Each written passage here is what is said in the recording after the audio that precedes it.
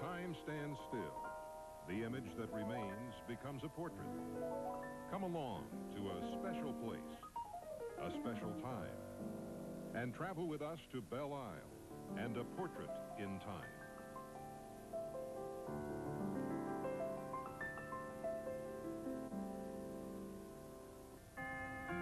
This isle is a beautiful haven where folks from all walks of life have come to picnic with their families, relax under the trees, and watch freighters go by on the river.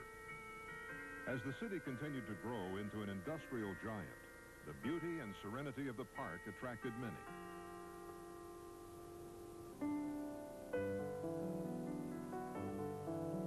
It became a common location where families held their family reunion picnics,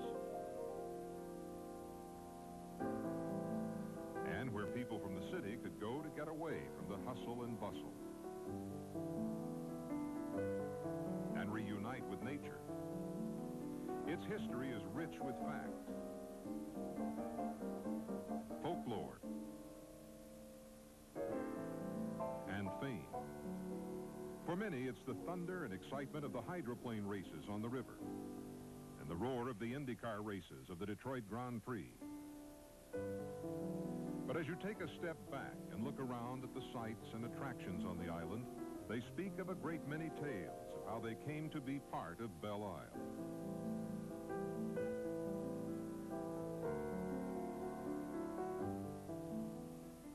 Welcome to Our Story, a Detroit diary, sponsored by Hudson's.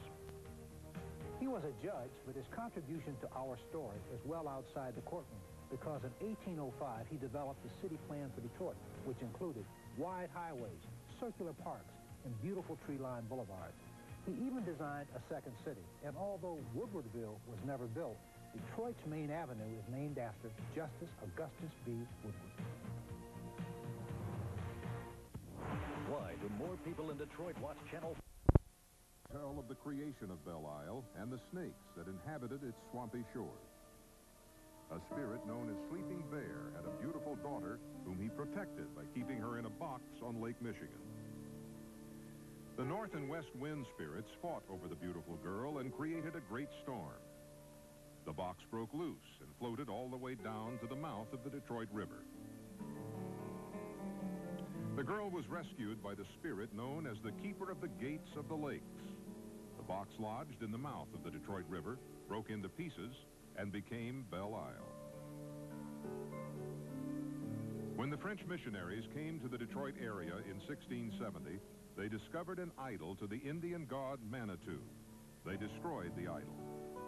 When the Indians discovered this, they gathered up the pieces and brought them to Belle Isle, where the spirit of Manitou had taken refuge. The pieces were magically turned into rattlesnakes. The French brought hogs to the swampy island to deplete the number of snakes. They then named it Hog Island. French settlers began farming on the 704-acre island in 1759. But a year later, it became English territory. Through the Treaty of Paris in 1783, the island became American territory.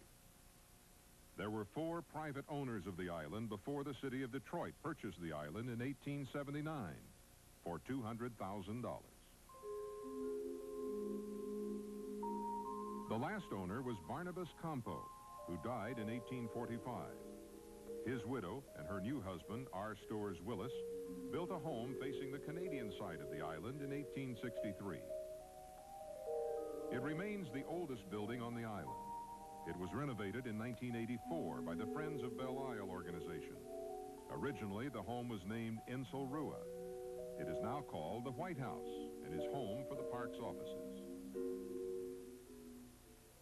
Ferry service to the island began in the 1840s and ran 3 times a week. In the early 1900s, 3 ferry docks were put on the island, and the ferry service ran several times a day. The ferries stopped running to the island in 1957. Many gathered for picnics on the island in the summer. In 1845, members of the Detroit Boat Club and their female guests held a picnic on the island. The men didn't feel that Hog Island fit the beauty of the location and decided to call it Belle Isle in honor of Governor Lewis Cass's daughter, Isabella, who was a member of their party that day. The name, which means beauty in French, wasn't officially adopted until August 25, 1881, when the Detroit City Council passed an ordinance changing the island's name. The Detroit Boat Club, which was founded on the mainland in 1839, moved its permanent residence to Belle Isle in 1890. The elegant wooden structure, built on pilings in the river, burned to the water on October 15, 1893. The next year, a new club was built. Fire again consumed the club on October 17, 1901. The new building was then constructed with reinforced concrete to make the structure more fireproof. The Detroit Boat Club boasts the prestigious distinction of being the oldest rowing club in continuous existence in the world, oldest boat club in the United States, and the oldest social club in Michigan. The walls in the dining room are adorned with the many plaques won by the rowing team. The Detroit Boat Club has hosted such distinguished guests as Henry Ford, as well as John and Horace Dodge, to name a few. The 1928 U.S. Olympic swimming trials were held at the club, and it was the home club for Johnny Weissmuller, an Olympic medal winner in swimming. Johnny is widely known as the star of MGM Pictures' Tarzan movies. In September of 1992, the Detroit Boat Club filed for bankruptcy. The decline in membership over the years and increased operating costs contributed to its dismal financial situation. On March 2nd, 1996, the Detroit Boat Club was turned over to the city of Detroit for non-payment of rent and back taxes. The Detroit Parks and Recreation Department plans to open the marina and pool to the public. The fate of the clubhouse is yet to be determined. The rowing team, which is funded by the Friends of Detroit Rowing Organization, plans to continue using the boat club facility.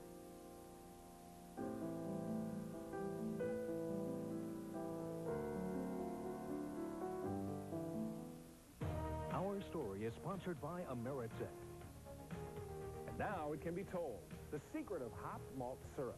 During Prohibition, while most breweries were closing, our own Stroh facility was producing alternative products, such as their ice cream, which is still popular. But a really hot item was the local brewer's hopped malt syrup, advertised for baking, confections, and beverages. The secret was not in the baking, because as Detroiters knew, the syrup made a most delightful, you guessed it, alcoholic brew. Monicotti's one. July 1796, a Swiss-born Army officer was commanded by American General Anthony Wayne to take charge of Detroit from the British. The American colonel presented his credentials to the British commander and in a solemn ceremony lowered the flag which had flown for 36 years. He then proudly raised Old Glory, and on November 15, 1796, Swiss-born Colonel Francis Hamtramck became the first American commandant of Detroit.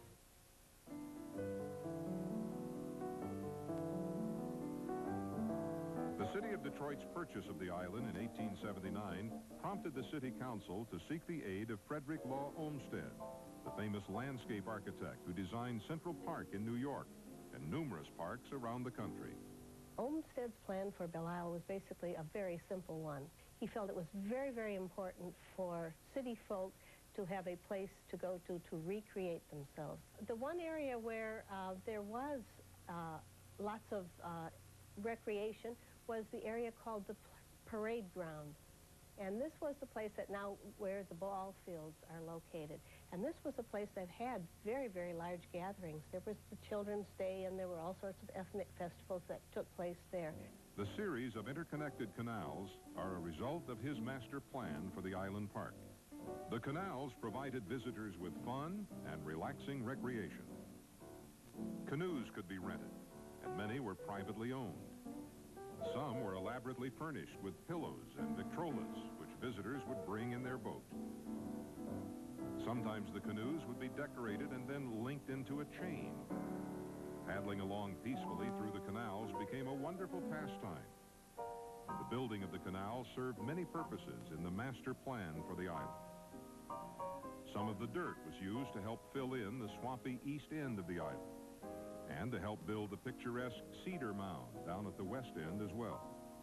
The mound had a grotto underneath it, a bandstand on the top, and a beautiful waterfall cascading down one side. Looking around the park, the structures hint of the charm and elegance that are so much a part of this island's history. Some are the original buildings. Others have replaced the ones that served their time and ceased to exist or were destroyed by fire. The 1890 Victorian picnic shelter has, over its lengthy history, welcomed many family reunions under its roof. In 1994, it was renovated with revenue received from the Detroit Grand Prix. The sawmill processed the wood not only from trees cut down on Belle Isle, but from those cut down in the construction of new city streets. The ice house on the island provided all of the ice needed to serve visitors there during the summer months. Sawdust from the mill was used as insulation for the ice. The ice house remained on the island until newer technology replaced the need for ice storage. The casino building on the Canadian side is the second one built at the park. The original wooden building was built in 1887. After it burned, the new casino, designed by Albert Kahn, replaced it. It originally had beautiful marble counters at the concession area, but they were removed during a renovation project in the 1970s. The building presently is undergoing renovation to the kitchen area so that new concession facilities will be available on the island. The 1889 wooden bridge to the island caught fire after a number of coals dropped off a city street repair truck. Several sections of the bridge burned, and it was unable to be saved. My father had a grocery store at the corner of Townsend and Lafayette, and when the bridge started burning, all of us kids ran down to Jefferson Avenue and stood on the corner of Townsend and watched it. It was quite an exciting scene at the time. One of the bridge units collapsed. A temporary bridge was put in the following year. The new bridge was completed in 1923, named in 1942 after General Douglas MacArthur. The beautiful 1893 skating pavilion was replaced in 1950 by the Flynn Memorial Pavilion. This building is now the home for Bert's Jazz Bar, which began operating there in 1995. The police station on the Michigan side of the island was built in 1893. This police station in 1927 became the first location in the United States to do regular radio broadcasts to its police cars. The attic served as the dispatch. In the late 1800s, swimming had become one of the favored summer activities. In 1894, a bathhouse was built near the lower end of the island. A new, larger bathhouse was built in 1909 and was continuously expanded over the next 10 years. Other attractions on the island at that time were the aquarium and the conservatory built there in 1904. In 1955, it was named after Anna Scripps Whitcomb, daughter of the owner of the Detroit News. The conservatory's seasonal shows are the Fall Mum, Christmas, Cyclamen, Easter, and summer flower shows. In 1909, the first Detroit Zoo was established on the island. Jack Timmons was the zookeeper from 1920 to 1930. My mother and dad lived here from 1920 to about 1930. Dad was the curator of the zoo. He did all the buying of the animals. Belle Isle was like the ranking second best park in the United States at that time. He always had this thing for animals. He loved animals. First camels born in captivity were bred and born here on Belle Isle. On June 16, 1923, Sheba the baby elephant was brought to the zoo. She had been bought with the more than 200,000 pennies, or $2,000, contributed by Detroit school children. The Detroit Zoo was moved off the island in 1956 to the new location in Royal Oak. A children's zoo with the theme of nursery rhymes replaced it on the island. I have 7 children, and we came here throughout the year, rode the pony carts, visited the zoo frequently. In fact, the 7 children are really close in age. We took a picture on the moon every year, adding another addition. In 1980, a Safari Land Zoo replaced the Children's Zoo.